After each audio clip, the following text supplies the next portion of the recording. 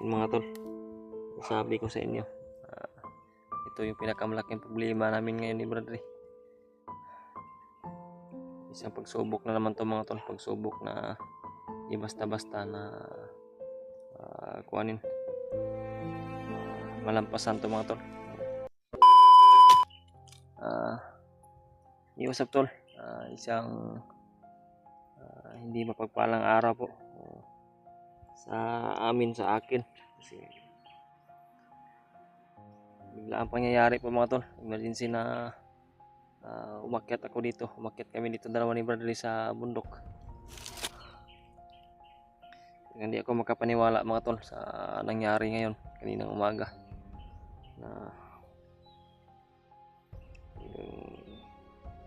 sinisisi ko po yung sarili ko. Hindi ko mga tol, hindi ko intindihan kung bakit ay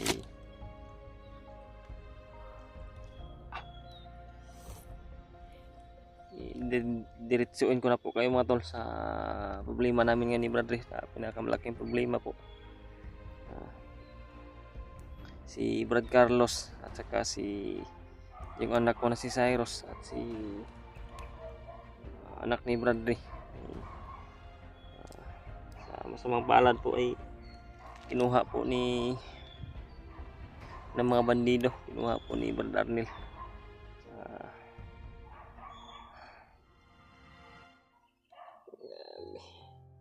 Hindi ko alam kung bakit nangyari yun.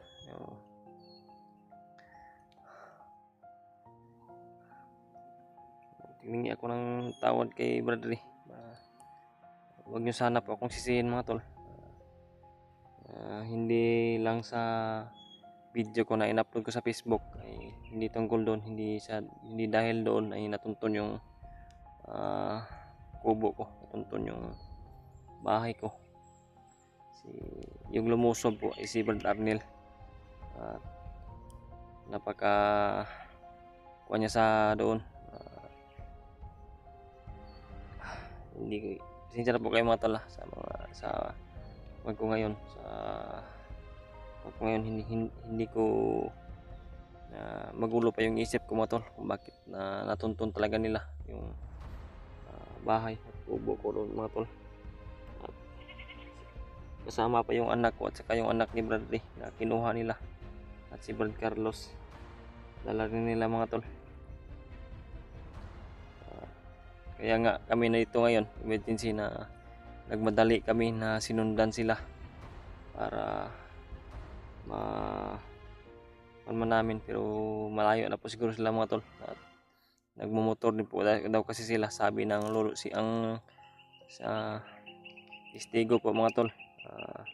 Ang nakakita po ay yung tatay ni Dimple, lolo ni Dimple po. Dinescribe niya po sa amin, pinakita ko po yung video kasi sabi niya sa amin na may mga kumuha daw, may lumusob daw doon kasi nasa labas lang kasi sila mga tol, naglalaro lang po yung mga bata at saka si Brad Carlos yung nagbantay. Kasi kami ni Dimple ay umalis kami mga tol, umalis kami kaninang umaga, mga 7 AM ng umaga, kasi pumunta kami ng bayan. Bumili kami ni Dimple ng kunting bigas at kunting ulam po. Kaya nangyari po yun, iniwanan namin doon. Kasi si Bradley, magtaka kayo mga tol, bakit nandun yung anak ni Bradley. Ang anak ni Bradley po ay maaga po na pumunta sila Bradley doon para iwanan yung anak niya sa amin, kasi may problema din po si Bradley. Yung asawa ay bago pa lang panganganak at may problema po yung bata. May infection po sa dugo daw yung anak ni Bradley na pangalawa, bagong silang. Yung mga tol, sabi ko sa inyo, ito yung pinakamalaking problema namin ngayon ni Bradley. Isang pagsubok na naman to mga tol, pagsubok na di basta-basta na kuhanin, malampasan to mga tol. Hindi kami magmadali nito, delikado yung anak namin at saka si Brad Carlos. So huwag po kayong mag-alala mga tol. Talagang nagawa kami ng paraan ni Bradley. Nagawa ako ng paraan na masundan at kuha namin ulit yung anak ko at saka yung anak ni Bradley at saka si Brad Carlos. Huwag nyo sana ako sisihin mga tol sa na nangyari ngayon, sa nangyari kanina. Kasi talagang kami yung target talaga siguro nila. Yung pamilya namin yung target nila. Kasi yan naman palagi yung nila sa amin. Alas nila sa amin. Kahit na di ako nag-upload ng mga video sa Facebook ko, talagang matutuntun yung kubo ko kasi si Brad Daniel yung lumusob ko.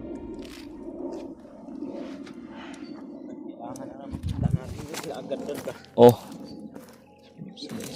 Hindi natin naabutan, Brad. Problema mga tol, talagang rin yun ang mga kasama namin mga tol. Lalo na dito kami yun sa mabata pa yung nabibag. hindi talaga inasahan mga tol yung pangyayari. Sabi ng lulo ni Dimple kanina, Brad, ng laban daw si Carlos, Brad. Oo, ng laban nga. Pero hindi niya daw kinaya. May kasama daw, commander. At bugbog sarado daw yun si Carlos mga tol. Bubog sarado mga tol. Kawawa rin Yung si anak Brad namin, sobrang lakas daw ng iyak.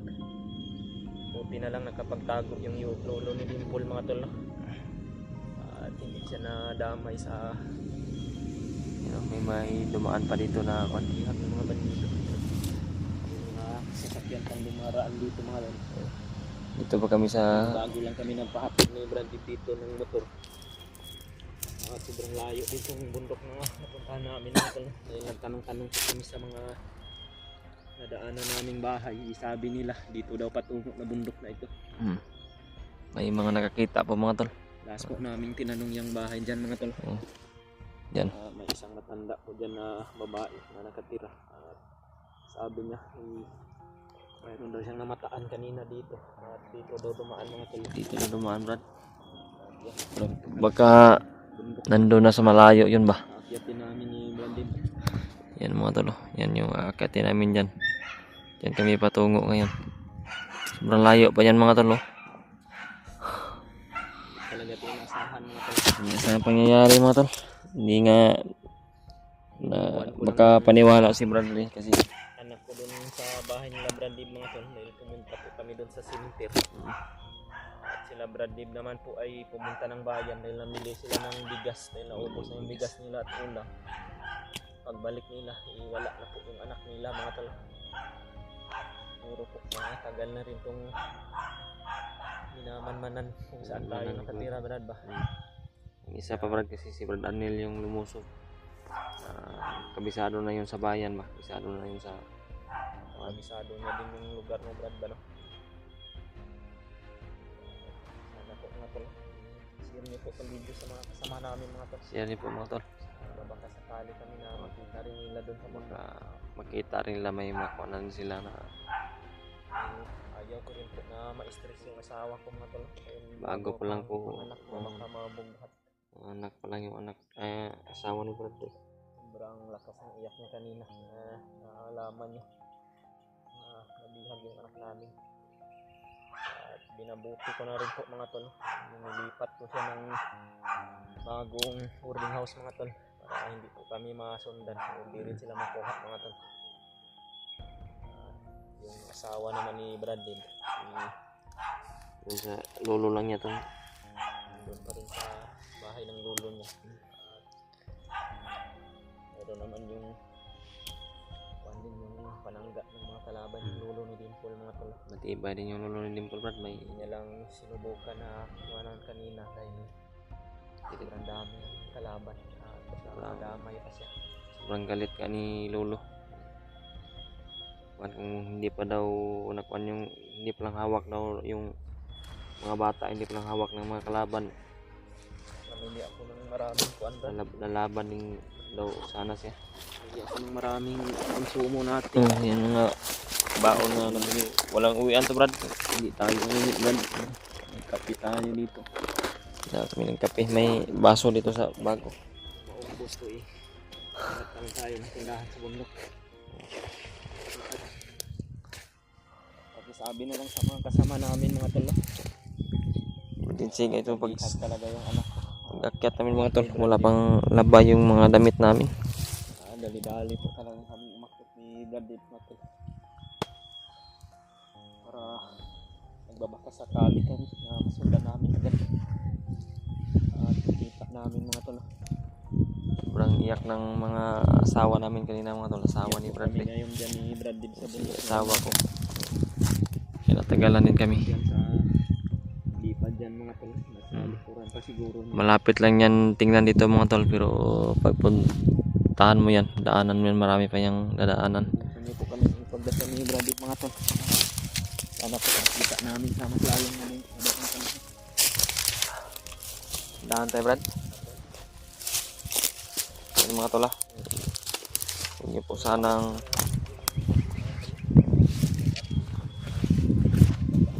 yung sisihin mga tol.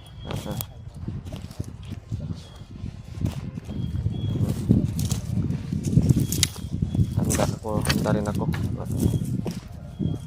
Patanggap ng mga mensahe ninyo negatibo.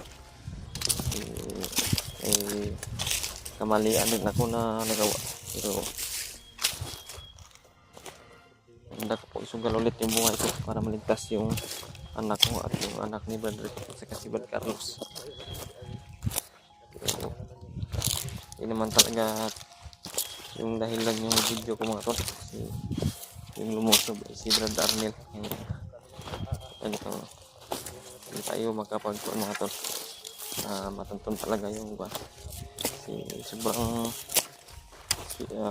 may maraming nalalaman po si Brad Arnel talaga sa patag mga tol, sa baba mga tol. Kaya siguro natuntun talaga yung kubo mo.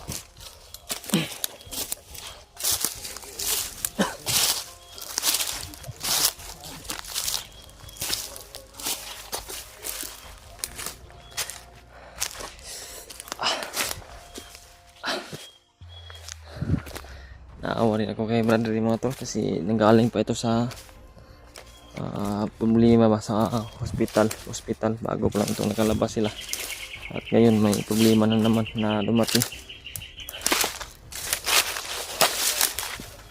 So, sabi niya walang dapat sisihin kasi nangyari na po yung nangyari.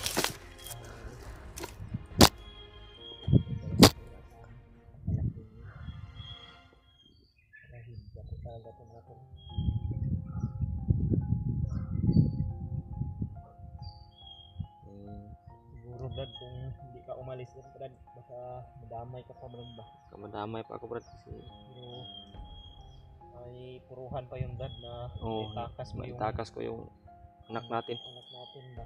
Pero may panglaban ka naman sa mga kapangyarihan nila. Talagang Sir Arnel. baka tayo lang yung ako lang yung binabantayan talaga Brad na aalis Brad. Parang ganyan siguro Brad. Hanap na sila ng chimpo ba. O kahapon pa minamanmanan na nila yung Baka may bahay. nakamanman na. Hinihintay lang nila na aalis ka para makuha nila yung anak mo at hindi rin inaasahan mga to. Yung anak ko, iniwan ko po mga tol. Hindi sinadya po mga tol na Sinadya ko na mga iwanan ni Bradley doon at saka doon pa nangyari yung ganon. puruhan talaga dito. Tipuan talaga ba. Pati anak, Carlos din. Yan pa naman tayo ni Kuya Tabs na ang ating pabayaan sa rin. Hindi rin naman natin sa ginusto. Makyat kami agad mga tol. Brad para makita namin yung mga anak namin. Pinangako po namin sa asawa ni Brad mga tol. Sa lolo ni Dimpon na hindi po kami uuwi ng bayan mga tol. Hanggat hindi namin sila naliligtas dito sa bundok. So, wag talaga kayo mag-alala mga tol. Handa talaga kami na handa kami na pagbakbakan na babawi lang yung isa-isa naming anak ko. Ang problema pag kita man natin sila Brad, pwede natin unahin yung mga bata at saka alam naman natin na si Brad Carlos ay may kakayahan din yun na Paglaban sa mga bandido. ang problema. Wala na siguro yung bata, hindi yung nahuli si Carlos. Bilang talaga doon ka ng laban ng ano.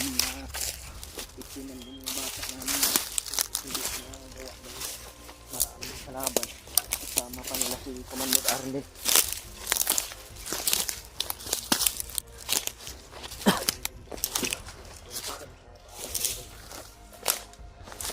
Dasal niyo po mga tol.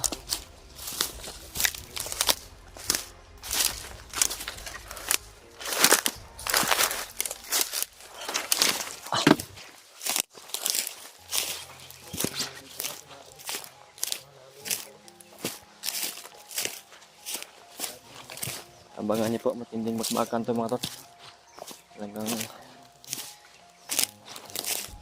kita man kami ng mga kalaban. Siguraduhin ko po na patay lahat.